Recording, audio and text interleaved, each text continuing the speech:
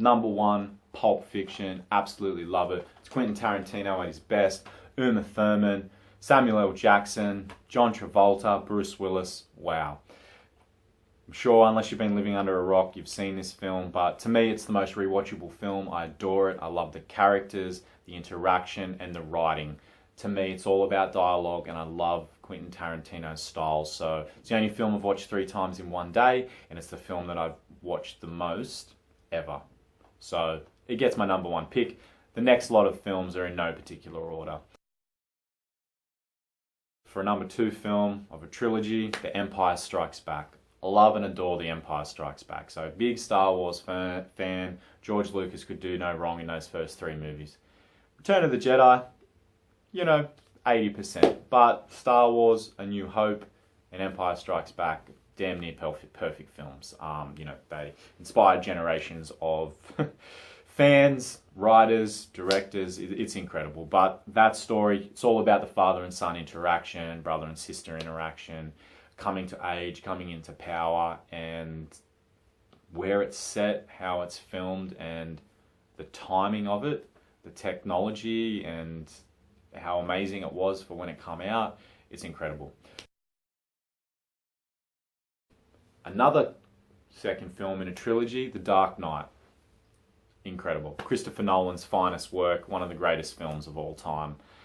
In my eyes, with one of the greatest performances of all time in Heath Ledger as the Joker. So being Australian, always have a soft spot for Heath Ledger, and such a shame that we lost him after that film. But that role and that film is, to me, perfect. The length of the film and how quickly it rolls through, the amazing performances, and when you're a huge Batman fan like I am, it's what I waited all my life to see, basically.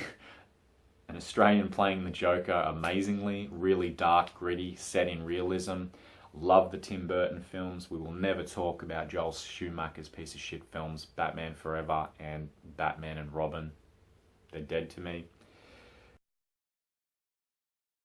Goodfellas, Martin Scorsese film. It has to be on the list. Obviously, he's done so many incredible films, but Goodfellas, to me, is my favourite gangster film of all time. Honourable mentions to The Godfather 1 and 2. They would probably be my 11th and 12th picks of top favourite films. But Goodfellas is faster paced. It is just bringing us into this world. The way it's shot, the way it's filmed, the voiceover, the panning long shots into the restaurant. What's not to love? But the characters and seeing a young boy rise to power. It's an epic story, and because it's based on a true story, it makes it even more incredible. But yeah, right up there. Love Goodfellas. Another gangster film, Scarface. Al Pacino at his finest. Absolutely incredible film. I'm sure it's just about every man's second favourite film. And when you're in uni or college or in your home, typically most guys will have a poster of Scarface somewhere. It's badass, it's intense, it is a roller coaster ride, and when you're seeing the character at the end with his "say hello to my little friend" doing bucket loads of cocaine, it's really epic and just way out of the scope of reality, but somewhere based in there. So, when you're going to go big, why not go big? But as you probably know, it bombed at the box office when it first came out. However, it's a cult hit, and it was 10, 15 years ahead of its time. Snatch, now comedy film, an action film, comedy film. Brad Pitt, Jason Statham, amazing. The characters in that film, and it's a Guy Ritchie film. I love Lock, Stock and Two Smoking Barrels, but Snatch to me is so rewatchable and so much energy with characters that are incredible, like Boris the Blade, Boris the Bullet Dodger, Bullet Tooth Tony, Turkish and Tommy's interactions. Love that film. Incredible. Something a little more serious, a film that is definitely up there, critically acclaimed, Shawshank Redemption. Wow. Loved it as a kid. It was heavy metaphors and ideals and when I was a kid, but still really watchable for whatever reason.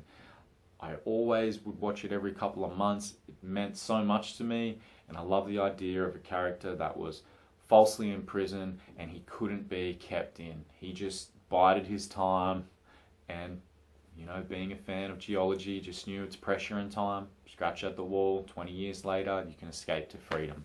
So many wonderful scenes in that film, and a great ideal in, you know, get busy living or get busy dying, because life is filled with existential dread. So that'll bring us into The Matrix. So The Matrix, a great film. Who doesn't like The Matrix? 1999. Wow. Just, you know, blew everybody away.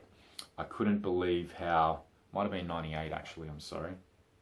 But it was ahead of its time, and it inspired so many films after it. But the concept of the blue pill, red pill, blue pill, and its metaphor for not only religion, but also this capitalistic society that we live in, being controlled by machines, and having the power to choose. Do we choose the